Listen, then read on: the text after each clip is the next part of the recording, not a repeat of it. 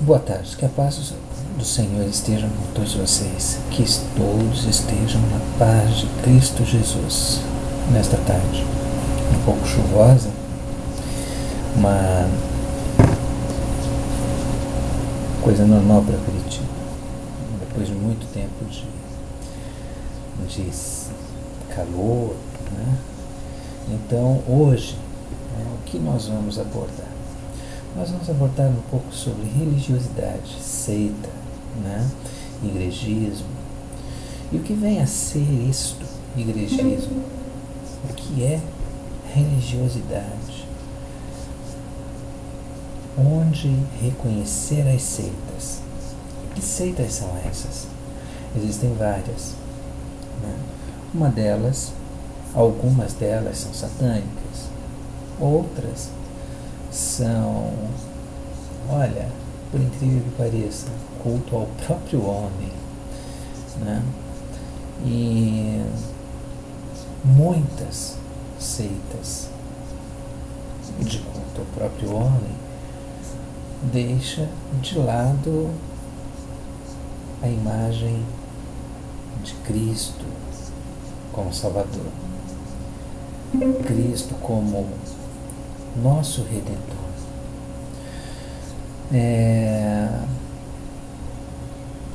São seitas quase ateias, né? Ou seja, que não creem mesmo na Trindade, Deus, Espírito Santo e Jesus. Deus Pai, Espírito Santo e Jesus. Temos aí algumas delas que mostram, né? Buscam a felicidade, a prosperidade através de simpatias, através de autossugestão ou através de mantras, né? Que é aquele que entoa, fica lá várias horas, né? São seitas que buscam a felicidade. Mas por que essas seitas buscam a felicidade? Porque as pessoas que lá estão não encontram a felicidade em lugar nenhum, pois já passaram por várias etapas, vários lugares e não se adequaram. São pessoas que basicamente estão vazias. Eu tenho comigo um relato, né, de um sujeito em uma conversação comigo através do Facebook, e ele falou para mim, né, por que eu falava duramente, né, em cima das falsas, né, religiões, né? E eu disse para ele, não, é porque eu cresci, né, dentro de uma seita, desde criança. E hoje eu sou evangélico. E ele pegou e falou, mas eu já fui evangélico, já fui católico, já fui isso, já fui aquilo, já fui aquilo outro. Já busquei assim, assado, cozido, cru, e não encontrei. Hoje eu me encontro, né, nessa religião, porque o rapaz, né, ele era umbandista, ou se pronunciava umbandista. Bom, e eu peguei e falei para ele, essa é exatamente a nossa diferença. Eu fui candomblecista desde criança, né? Estudei o kardecismo, que também é espiritismo, mas não tinha até então desviado da religião. Quando a luz do Senhor me tocou, que eu pude ver o meu erro, eu me tornei evangélico. E aí eu continuei exatamente, essa é a nossa diferença. Eu não saí de uma, fui para uma outra, depois fui para uma outra, para tentar me encontrar em uma outra e me achar numa seguinte. Bem pelo contrário, eu saí de uma e fui para outra.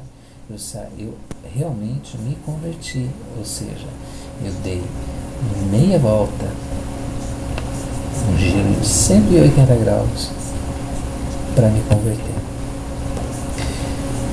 E aí o rapaz ficou assim, mas eu falei, não tem argumentos. Por quê? Você está perdido. Você tentou se encontrar numa que era católica, não se achou. Foi para uma outra seita, que era agnóstica. Aí foi para uma outra que era evangélica. Daí foi para uma outra, foi para uma outra, foi para uma outra, até se achar na Umbanda. Então você não se achou ainda, porque você está totalmente perdido. Porque tendo o conhecimento que você adquiriu, e estando onde você está, você não adquiriu conhecimento nenhum e ainda está perdido, que é o que acontece com muitas pessoas. Por quê? É uma pura mentira, né? Que muitas vezes nós falamos para nós mesmos, mentimos para nós mesmos que estamos felizes, mas e dentro de nós? Falta algo, falta aquela fé, porque quando você tem fé, você não se desvia, e quando você conhece, jamais se desviará. Por que acontece isso, que você não se desvia? Eu vou explicar para vocês, né? A coisa dá-se mais ou menos dessa forma. Eu estou procurando aqui algo. A coisa dá-se mais ou menos dessa forma. Quando você tem um conhecimento, e esse conhecimento é acirrado, e esse conhecimento é embasado, né, dentro da fé, de conhecimento religioso, e ele é embasado dentro da fé, e tem realmente, digamos aí,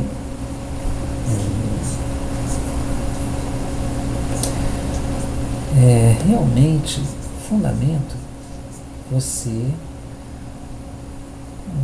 passa a olhar Deus e a Jesus de uma outra forma, de uma forma melhor para você mesmo, ou seja, você passa a confiar mesmo sem ver. As pessoas que não têm essa confiança, que não têm essa fé, elas buscam aonde? Elas buscam nas imagens, porque é aquilo. A ignorância faz com que as pessoas tragam dentro de si, né, aquele negócio, não, eu tenho que tocar, eu tenho que ver, eu tenho que sentir, porque se eu não tocar, não ver e não sentir, eu não consigo crer, né? Um outro relato, estava eu uma vez lendo uma mensagem e conversando com algumas pessoas, e uma dessas pessoas era um pastor, e ele falou, olha, eu estava em São Paulo num congresso que ia ter, e estava no hotel, e estava junto com um outro pastor de uma outra igreja, de uma outra denominação, né? E aí eu tomando banho, eu comecei a ouvir ele glorificando, glória a Deus, aleluia, glória a Deus, aleluia, e eu saí enrolado na toalha. Falei, nossa, o que é que está acontecendo? E vi ele em frente à televisão, oh glória, aleluia, glória a Deus. Eu fiquei olhando, aí que eu vi que estavam carregando uma santa, estava tendo uma procissão, e carregando uma santa, não, carregando um invólucro de vidro lá e tal, né, uma redoma, e dentro da redoma tinha um osso, e na reportagem estava falando que aquele osso era de uma santa, que tinha sido descoberto. E ele estava glorificando, e eu perguntei, nossa, irmão, você está glorificando ao que? Ao que está aparecendo na televisão? Ao osso de um ser humano? Ele falou, não, bem pelo contrário, eu estou glorificando aleluias, eu estou dando aleluias, eu estou glorificando a Deus, porque em mais de 2000 anos, o Senhor que me salvou, o Senhor que eu creio, o Senhor que é a minha salvação. Nunca ninguém das gerações vindas depois da morte dele o viu, mas todos creem. E ele não deixou pedaço de ossos nenhum, mas todos creem. Por isso eu dou glórias a Deus, por isso eu dou aleluias, porque mesmo sabendo que eu não o vi e que muitos não o viram, mas muitos creem em Deus, em Jesus.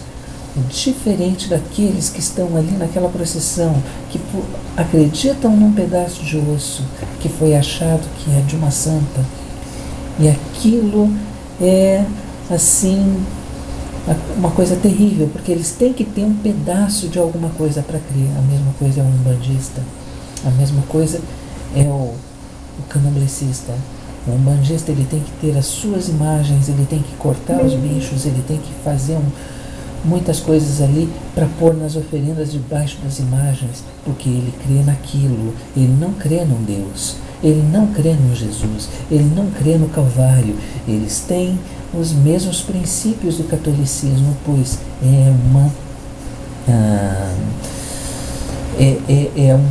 saiu dali, né? Aquele sincretismo, que santo tal é fulano tal. No candomblé é a mesma coisa. Eles creem naquilo, eles creem naquelas imagens montadas de louças, muitas vezes de barro, muitas vezes de madeira. E o que a Bíblia diz sobre isso? Que não farás ídolos nem de madeira, nem de barro, nem de pedra, nem de nada, para se crer, porque eu sou teu Deus, assim diz o Senhor. E essa é a nossa crença. Crer no Senhor, num Deus, aquele que te ampara, aquele que te sustenta, aquele que está sempre do teu lado. Mas você não o vê, mas você crê que Ele está ali e Ele é a tua salvação.